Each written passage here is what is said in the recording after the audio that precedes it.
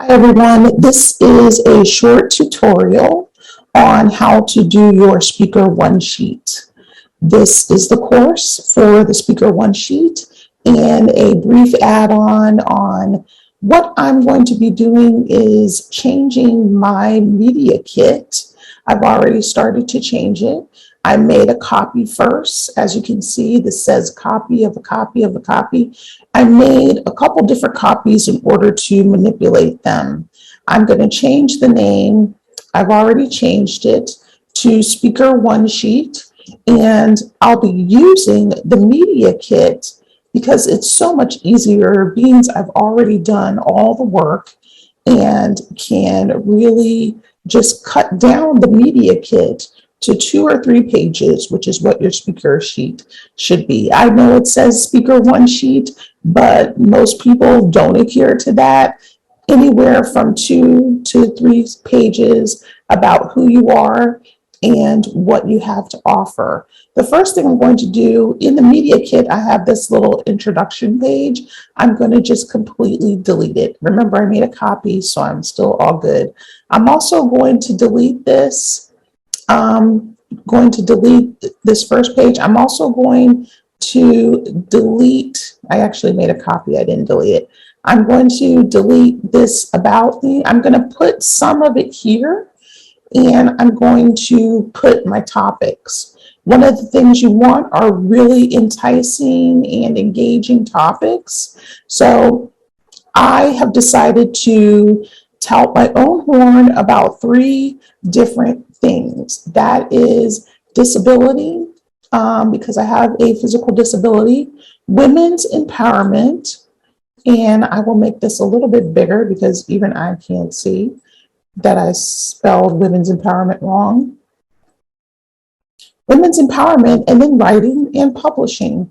These are somewhat broad topics. If you want to stick to just some topics, like I may come up with 3 subtopics under women's empowerment.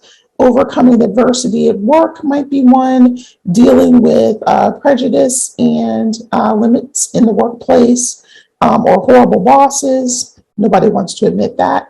And then just how to move up in your position. Those might be some things. If I felt knowledgeable, what you want to do is a really good description, and then you want to do takeaways. And you want to do that for each of these topics to let people know what you'll be talking about and how the audience can take things away from each of those. So I would just expound on these topics. I would make them bold so that they jump out at people. And down here, I would actually, I'm going to reverse this. I would put the bio up here, and then I would put the topics below that. So this is from the press kit, the media kit, where I talked about the podcast that I wanted to do for the book. And then I would just put the short bio here instead. So that's first. This will be the first thing. The workshop topics are going to be important. You have some pictures about yourself. And then finally, you want to do testimonials. I'd probably take out this book page because this is not about the book. It would be great if you want to list something that you have about the book, but you also want to talk about things that are relating. This is to get a speaker engagement. So just remember to stay focused and to talk about, what you want to talk about. And then I would have this final thing, what people are saying about working with Tracee. That's what I would probably go for instead. Remember that I already have my contact information down here at the bottom at every page. This site is not current, so I will delete it. But these are the ways to get in touch with me, and I would just make sure that they are current and up to date. If you don't have a website that you're keeping up to date, then you need to get rid of that. So only the current information. In my media kit, I listed all of these things. But honestly, from my website, they can get that information. And so it really, doesn't matter. What I would then do is if I had pictures of people that I have worked with, I would list those. And what I also could do is because I've been on a couple different podcasts, I can list those as places that I've been. These are some of my most recent podcasts. And what I've also been doing after the podcast ends, I have asked them for a little something about working with me, how they thought, I sounded on the show, and how the audience responded if anybody called in. One of the shows was live and they could take callers. So there's things like that that they could put in. So I would probably put in something about being on these shows.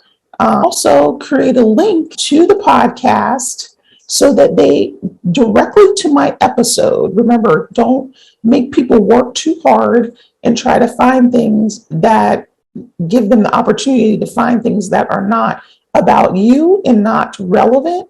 You want to be sure that you have the opportunity to give them what they need and have them get to the direct place and make sure that they are in the right area for you.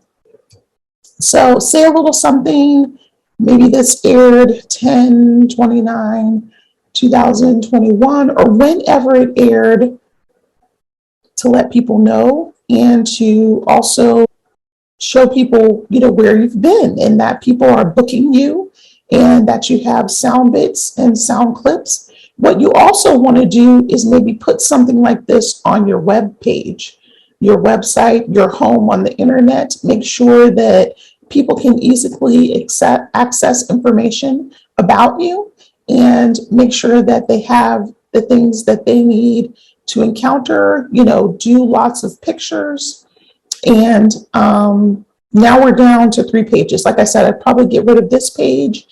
I have my bio here. I have the workshop topics that I'm going to talk about and the takeaways for each of those. And also, if you want to share about your book, that's fine. What you should try to do as a speaker is get the place that you're going to be contacting to buy a certain amount of books and wrap that up into your fee. You have your fee, and then here's what it costs for 25, 30 books for some of the attendees. Or if the company wants to just give one of your books to, which they do on a lot of shows you've seen, that has been worked out with the publisher. So if you are the publisher, that's even better because you get to take all of that money. So try to figure out a wholesale or a discounted price for people that are booking you in order for them to wrap up, 50, 100, 30, depending on what the audience is, books for that. They may do a certain amount because, people might not show up. They don't want to have a lot of excess books. And if you can't wrap up into them buying actual books, what you could do is ask them to ensure there's at least an hour or 45 minutes for you to sign books and to set up a little table. Always have your stuff for your display, your tablecloth, your swag items, bookmarks, postcards, a little bowl of candy. Always have a mini, I call it my book signing bag. Always have a mini bag with you where you can quickly set up and have everything you need ready to go. Maybe they'll permit you to ship some books to the venue so that you won't have to carry those, particularly if you're traveling. And that will just make you even seem more prepared, more professional, and ready to go. Now, sometimes you'll have people that'll give testimonials and they only want to give them, they just want to give what they want to say, but they don't necessarily want to be seen. So just keep that in mind to use their initials. Maybe, put it down the middle of the page. These are conference planners. These are podcast hosts, as I mentioned. These are people who may just even read your book. No one has to know that the person who gave you a testimonial just thought your book was so great and they loved it and they gave it a 5-star review, they might just be a regular person, and that's still fine. Nobody has to really know where these people come from. It's still someone who's a consumer. It's still someone who enjoys your work, and they're still valid in what they have to say. But of course, the majority of your references and your testimonials should be people in the industry, people who are professionals, librarians, teachers, if you went to a school and spoke, conference planners, and just other professional colleagues that you know and where you've spoken at. So that is your media kit. You'll need to fill all this. You'll need to check all of these contact information to make sure that everything is correct and it is in the right place. Update that. I can take this bio right here and put it in this first page where I needed to put the bio. But have someone look through everything and make sure that they are able to see it and that it reads clearly. Just like the background of this bio, it's a very light color green, and you can use the transparency to lighten that, to darken it, just trying to differentiate between different sections of this book. And I also use the green color from the book cover. So that's kind of where that came from. If you're unsure of what colors to use, just simply take it from your book cover, take it from your brand colors, and use it in that way. It doesn't have to be anything fancy or anything special. And you also want to make sure it's still legible, even in this layout, and whatever colors that you choose.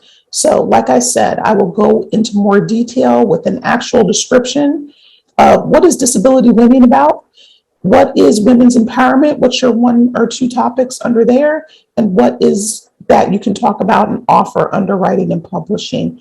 Or you can just focus on a single subject with 3 different talking sessions, workshops under that. This is the gist and the bulk of your media kit, no more than 2 to 3 pages, and give people what they need, be able to find it right away, and be able to call and book you. As you can see, this page needs contact information. What if they lose page 2 and 3 and they don't have the information? So always make sure that everything is there, everything that people need is in the right place, and that they can find it, and that they have the things that they need. Please submit any questions to us if you have them, and we will be more than happy to answer them and share more details. I will share this media kit in the information, but you also can pause this if you need to look at anything more in depth, and you can also do it that way. So I just moved this green was on top of this writing, making it blurry. And so I just fixed it and moved the pictures up so that they could be seen. Canva is a wonderful tool. It cannot be stressed enough how awesome it is. When you are moving things and you want to center it, look for this pink line to become solid, just a little tip, and that will let you know you are in the center. Same for any of the writing. Just make sure that you are in the center, that everything looks right, and you will be able to, it has a lot of great guides for you to be able to fix things like you want them. I would include a few more testimonials here. As I mentioned, these are some of the recent podcasts that I've been on. Make sure that everything is readable. Give the direct link to where it is. People might want to take a listen, how you sound. Are you humorous? Are you a serious speaker? Do you weave great stories into your topic and your talk and what you have to offer?